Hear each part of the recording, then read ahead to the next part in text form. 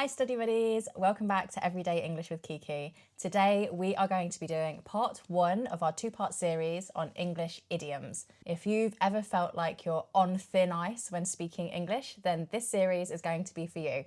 Let's dive right in. Okay, the first one, on thin ice. Do you want to give us the meaning of that? Yep, so on thin ice means that you're in a risky situation, so close to getting into trouble. So an example could be, oh, he's on thin ice after missing that deadline at work.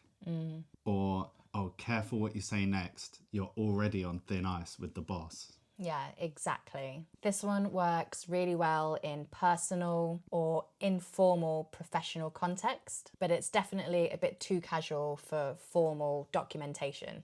You wouldn't use it in that case. So the background and origins of this is a literal meaning of you are on thin ice. Imagine walking out onto a pond or lake and the ice is too thin for you to walk on safely. It will crack. And writers have already been using this expression since the 1800s. Yeah, so it's been around for quite a long time. The next one is a bone to pick with someone. So an example of that would be, hey, I've got a bone to pick with you. It essentially means that you've got a problem with someone that you want to bring forth, you want to talk to them about. Yeah, and discuss it with them. Another example that you could use is she marched over to this person because she had a bone to pick with them. Again, this one's not really used in a more formal setting, so just be careful with the way that you're using it.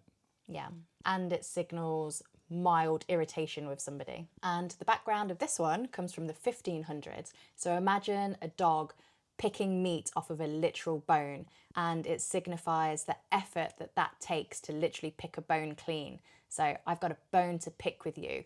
You want to have this discussion and put this effort in to work out these details with the person that you need to talk to. The next one is to take something with a pinch of salt. This means that you don't fully believe something that somebody has said to you. For example, I'd take anything that he says about the deal with a pinch of salt. yep, or you could say, oh, I would take that article with a pinch of salt. It's not been fully verified.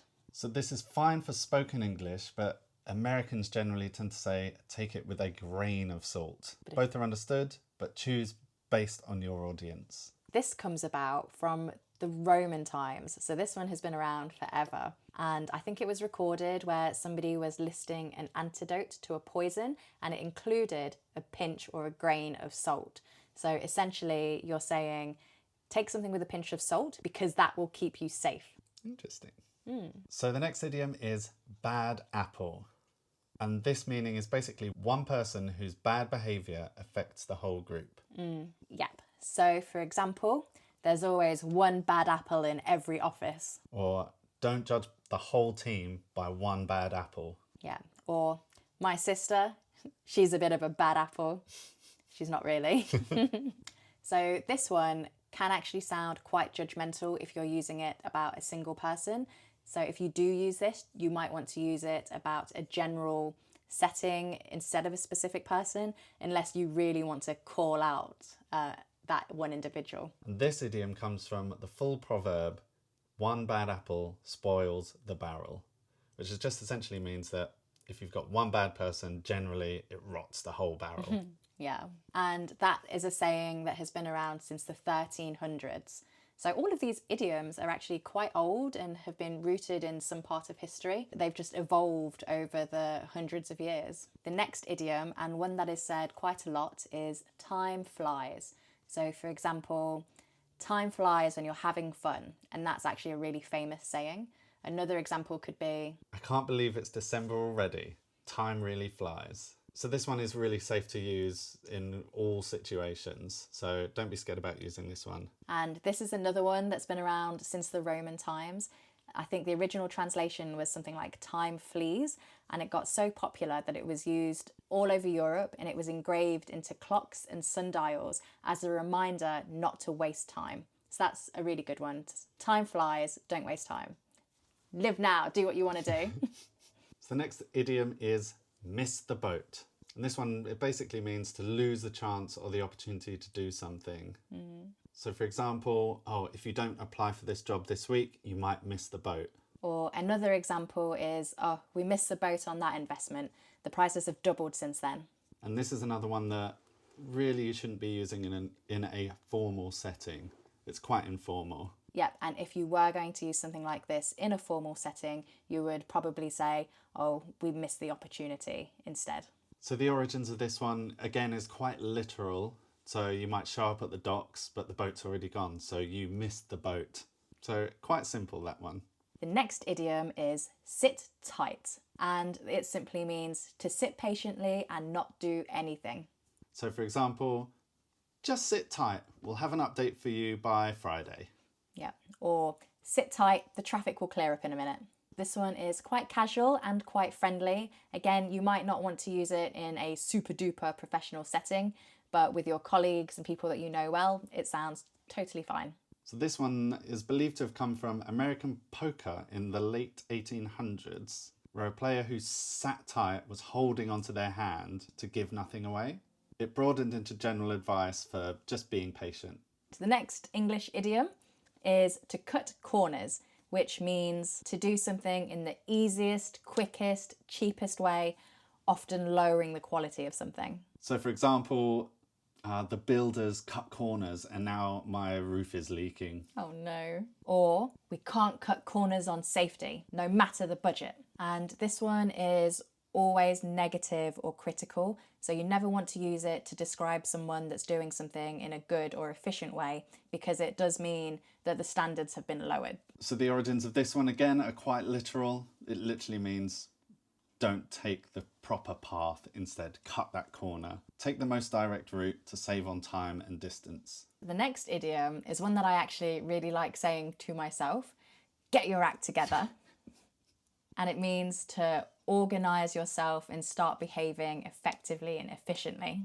For example, I need to get my act together before the exam, or you need to get your act together before the exam.